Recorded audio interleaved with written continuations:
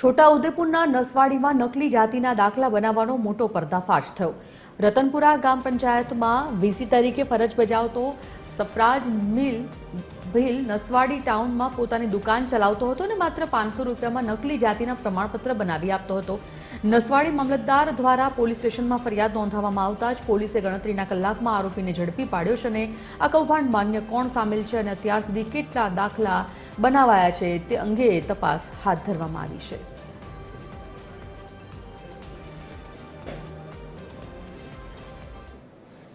Station ખાતે નસવાડી મામલતદાર શ્રી દ્વારા નકલી અનુસૂચિત આદિજાતિના પ્રમાણપત્ર બાબતની કુલ 2 ઇસમો વિરુદ્ધ ફરિયાદ આપવામાં આવેલ છે, જેમાંથી એક ઇસમની હાલ અટકાયત કરવામાં આવેલ છે અને તેઓના પોલીસ તપાસ હાલમાં ચાલુ છે।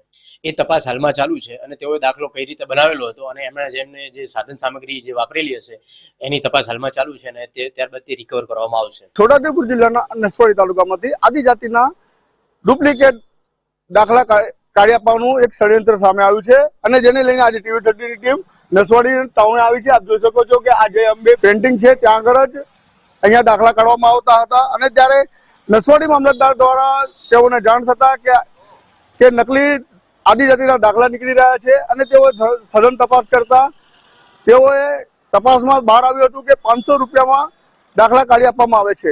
ત્યારે તેઓ દ્વારા નસવાડી પોલીસને જાણ કરાતા નસવાડી પોલીસે 2 જણ સામે ગુનો નોંધી તપાસનો ધમધમાટ શરૂ કર્યો હતો। ત્યારે હાલ એક આરોપીની ધરપકડ કરી લેવામાં આવી છે અને તેની સઘન પૂછપરછ થઈ રહી છે। અજય જાની, TV13 ગુજરાતી, છોટાઉદેપુર।